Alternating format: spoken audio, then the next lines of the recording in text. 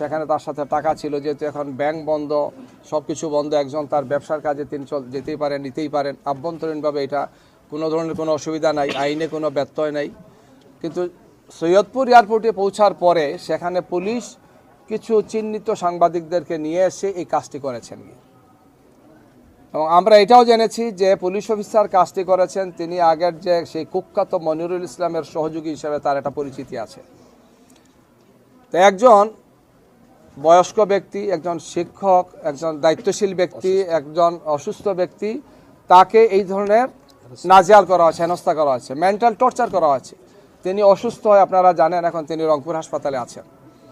তো এই যে ঘটনাটা যিনি ঘটালেন, আমরা এসিকে বলেছি যে এটা আপনাদের একটা দায়িত্ব আছে, এটা ক্লিয়ার করা উচিত যে আমি কোনো ক্রিমিনাল অফেন্স করলাম না, আমার কাছে কিছু টাকা পাওয়া গেছে, এর ভিত্তিতেই আমাকে আমার সম্মান মর্যাদা আমার দলকে প্রশ্নবোধক করা হচ্ছে।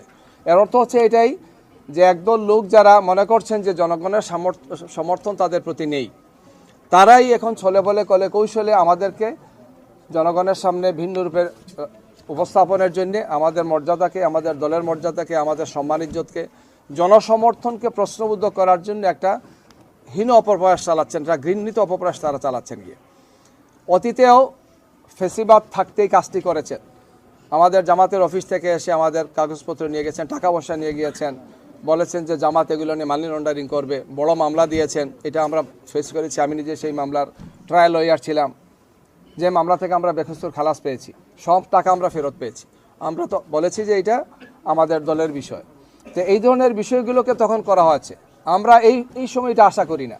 ফেসিবাদ বিদায় নিয়েছে, এই সময় এই ধরনের মানে মিথ্যা তথ্যের ভিত্তিতে ব্যক্তিকে বা তার দলকে প্রশ্নবোধক করা, জনগণের সামনে তাদের সম্মান মর্যাদাকে নষ্ট করার, যারাই অপপ্রয়াস চালাবেন জনগণ তাদেরকে রুখে দেবে।